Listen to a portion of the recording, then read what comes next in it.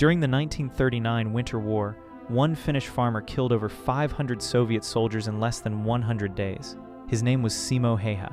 No scope, no special equipment, just iron sights in total darkness and temperatures of -40 degrees Celsius. He would bury himself in snow for hours without moving. Silent, patient, invisible.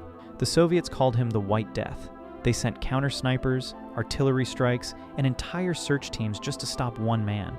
Eventually, an explosive bullet tore off half his face. He woke up 11 days later. He lived to 96.